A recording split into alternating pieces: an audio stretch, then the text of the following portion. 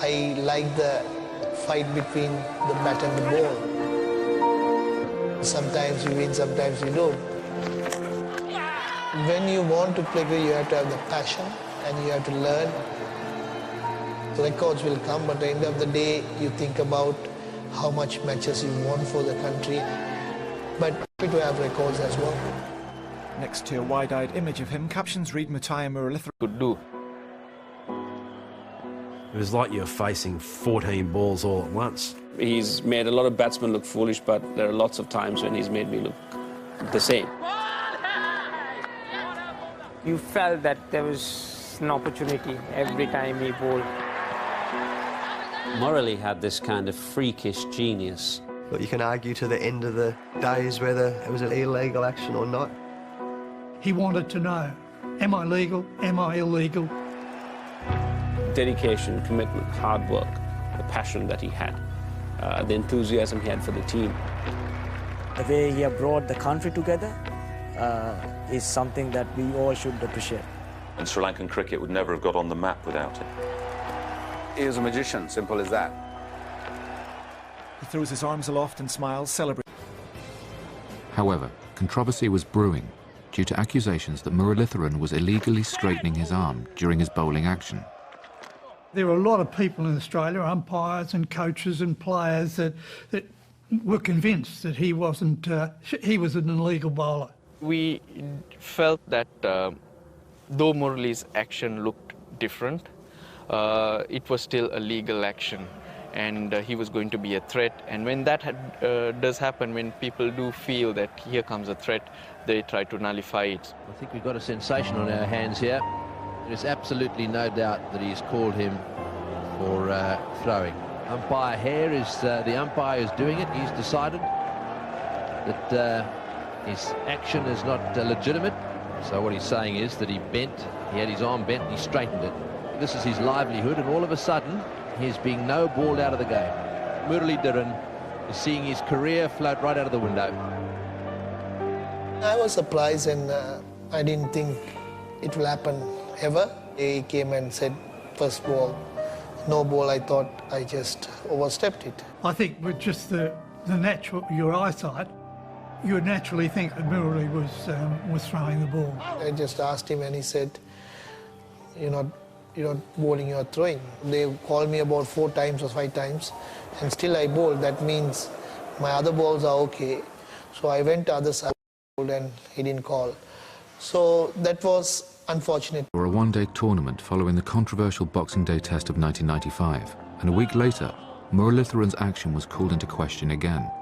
It looks to me as if umpire Emerson has called him for throwing. Well, that was a leg break. So he's called him for bowling a leg spinner twice in this over. And it's very difficult to throw a leg spinner. Some say impossible.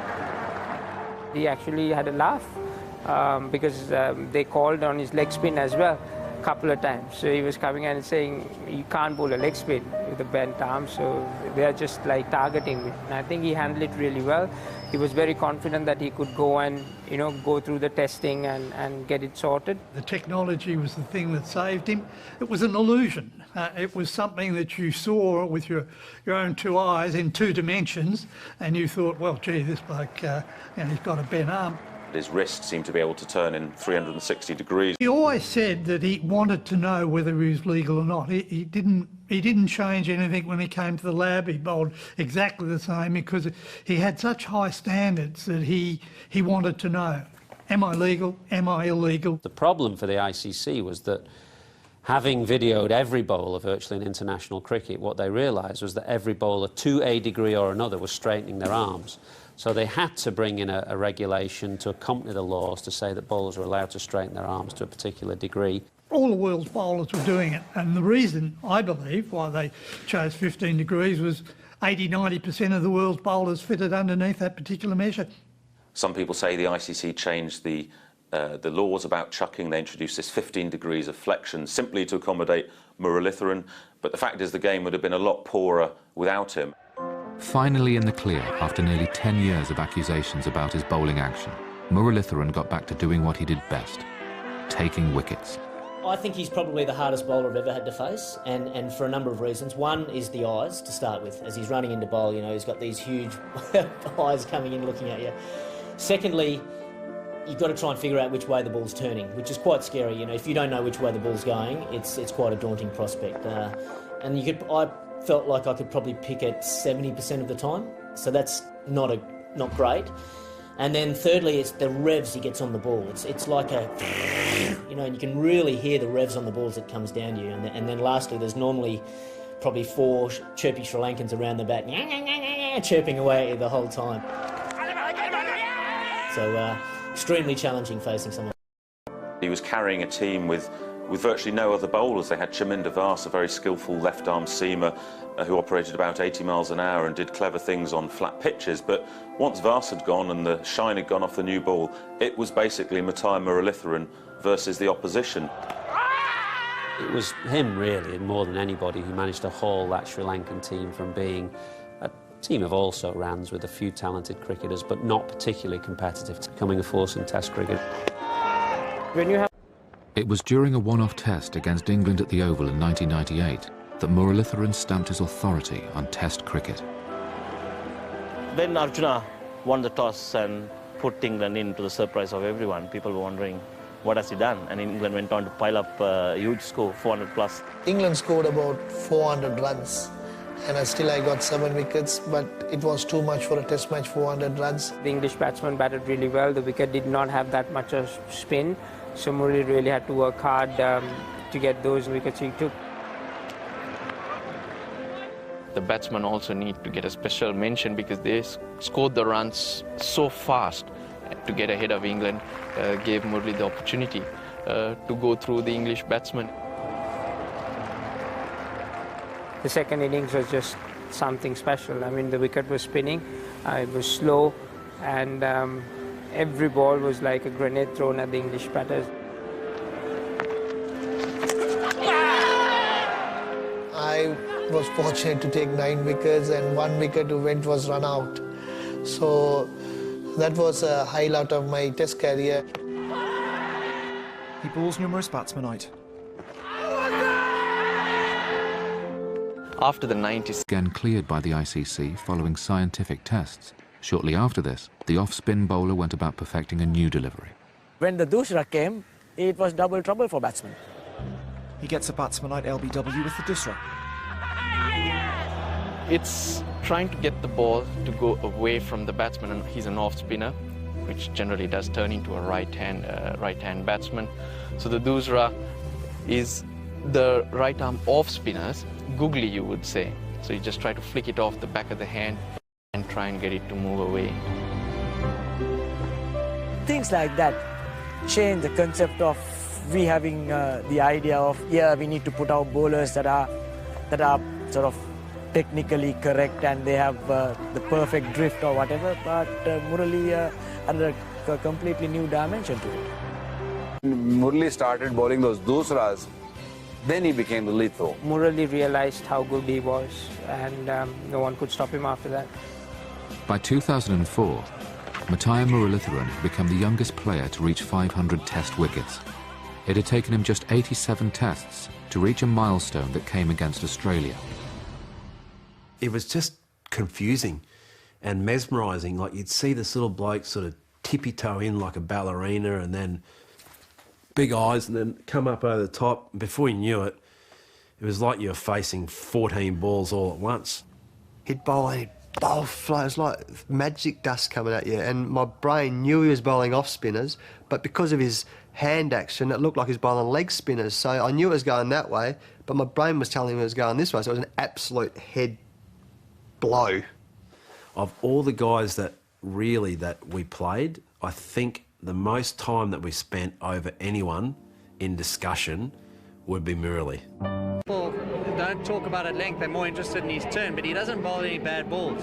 So it's not a question of you can wait for a bad one and don't leave the crease or anything. You've actually got to make the play, and I think that's what's so good about him. He forces the batsman to play aggressively to good bowling, and he generates an enormous amount of turn. I think that's the key to his success, really.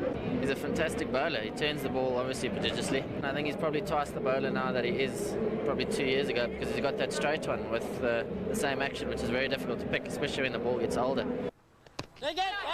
Oh, and they've asked the question, yes. Placed Shane Warne as the all-time leading wicket taker in the history of Test cricket. Sri Lanka was here, Australia was there. So I think it's unbelievable if you see Murali's record and Shane Warne's record. That was very, very pleasing, and it was very happy to do that. And I always thought whoever plays longer will have the record. So I was lucky enough to be younger than him. Shane Warne was in amongst a great attack, you know, McGrath, Gillespie, Lee. Murali was almost carrying that attack on his own. It meant that he bowled a lot of overs, which put tremendous strain on his shoulder.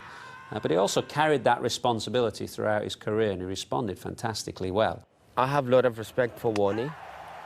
I picked so many things from Warne as well. But my favourite and whom I rate #1 ever is Murali. Murali wanted those records, but never at the cost of the team's objective, or the cost of playing for too long, or at the cost of you know, everyone looking at him and thinking, oh, he's just playing on because he wants to do something or achieve something. It was never that case.